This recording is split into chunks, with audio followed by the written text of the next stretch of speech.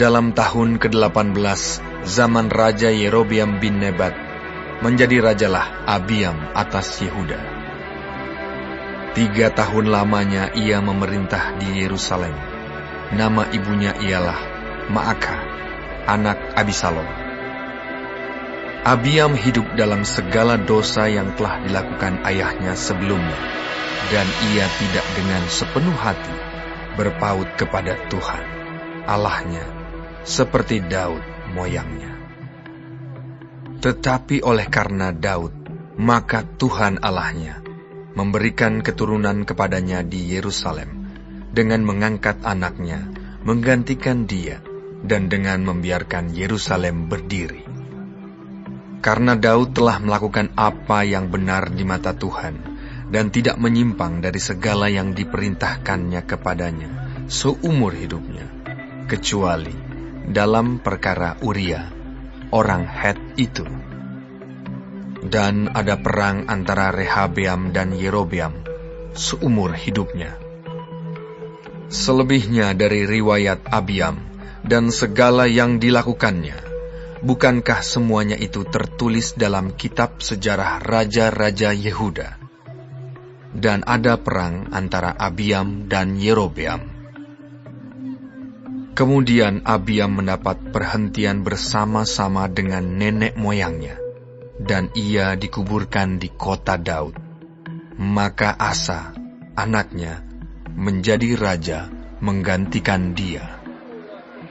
Dalam tahun ke-20, zaman Yerobeam, raja Israel, Asa menjadi raja atas Yehuda. 41 tahun lamanya ia memerintah di Yerusalem. Nama neneknya yang perempuan ialah Maakah, anak Abisalom. Asa melakukan apa yang benar di mata Tuhan seperti Daud, bapa leluhurnya. Ia menyingkirkan pelacuran bakti dari negeri itu dan menjauhkan segala berhala yang dibuat oleh nenek moyangnya. Bahkan ia memecat Maakah, neneknya, dari pangkat ibu suri, karena neneknya itu membuat patung Asyera yang keji. Asa merobohkan patung yang keji itu dan membakarnya di lembah Kidron. Sekalipun bukit-bukit pengorbanan tidak dijauhkan, namun Asa berpaut kepada Tuhan dengan segenap hatinya sepanjang umurnya. Ia membawa persembahan-persembahan kudus ayahnya dan persembahan-persembahan kudusnya sendiri ke rumah Tuhan, yakni emas dan perak serta barang-barang lain. Dan ada perang antara Asa dan Baesa, raja Israel, sepanjang umur mereka. Baesa, raja Israel, maju berperang melawan Yehuda, dan ia memperkuat Rama dengan maksud mencegah lalu lintas kepada Asa, raja Yehuda. Tetapi Asa mengambil segala emas dan perak yang masih tinggal dalam perbendaharaan rumah Tuhan dan dalam perbendaharaan rumah raja, dan menyerahkannya kepada pegawainya. Kemudian Raja Asa mengutus mereka kepada Ben-Hadad bin Tabrimon bin Hezion, Raja Aram yang diam di Damsyik, dengan membawa pesan, "Ada perjanjian antara aku dan engkau, antara ayahku dan ayahmu. Di sini kukirim kepadamu suatu bingkisan, yakni emas dan perak. Marilah, batalkanlah perjanjianmu dengan Baesa, Raja Israel, supaya ia undur daripadaku." Lalu Ben-Hadad mendengarkan permintaan Raja Asa. Ia menyuruh panglima-panglimanya menyerang kota-kota Israel, dan ia mengalahkan Iyon, dan Abel Bet Maakah, dan seluruh Kinerot serta seluruh tanah Naftali. Segera sesudah Baesa mendengar hal itu, ia berhenti memperkuat Rama, dan ia menetap di Tirza. Tetapi Raja Asa mengerahkan segenap orang Yehuda, seorang pun tiada yang terkecuali. Mereka harus mengangkat batu dan kayu yang dipergunakan Baesa untuk memperkuat Rama.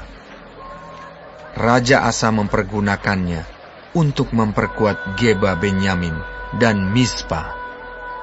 Selebihnya dari seluruh riwayat Asa dan segala kepahlawanannya dan segala yang dilakukannya dan kota-kota yang diperkuatnya, bukankah semuanya itu tertulis dalam kitab sejarah raja-raja Yehuda?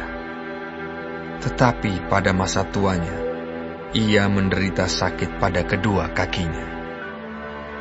Kemudian Asa mendapat perhentian bersama-sama dengan nenek moyangnya, dan ia dikuburkan di samping nenek moyangnya di kota Daud, bapa leluhurnya. Maka Yosafat, anaknya, menjadi raja menggantikan dia. Nadab, anak Yerobeam, menjadi raja atas Israel dalam tahun kedua zaman Asa, raja Yehuda. Ia memerintah atas Israel 2 tahun lamanya. Ia melakukan apa yang jahat di mata Tuhan, serta hidup menurut tingkah laku ayahnya dan menurut dosa ayahnya, yang mengakibatkan orang Israel berdosa pula. Dan Baesa bin Ahia dari kaum Isakar mengadakan persepakatan melawan dia. Baesa menewaskan dia di Gibeton yang termasuk wilayah orang Filistin, sedang Nadab dan seluruh Israel mengepung Gibeton itu. Baesa membunuh dia dalam tahun ketiga zaman Asa, raja Yehuda, dan menjadi raja menggantikan dia. Segera sesudah ia menjadi raja, ia membunuh seluruh keluarga Yerobeam. Tidak ada yang bernafas yang ditinggalkannya hidup daripada Yerobeam, sampai dipunahkannya semuanya, sesuai dengan firman Tuhan yang diucapkannya dengan perantaraan hambanya Ahia, orang Silo itu, oleh karena dosa-dosa yang telah dilakukan Yerobeam, yang mengakibatkan orang Israel berdosa pula, oleh sebab sakit hati yang ditimbulkannya pada Tuhan, Allah Israel. Selebihnya dari riwayat Nadab dan segala yang dilakukannya, bukankah semuanya itu tertulis dalam kitab sejarah raja-raja Israel? Dan ada perang antara Asa dan Baesa, raja Israel, sepanjang umur mereka.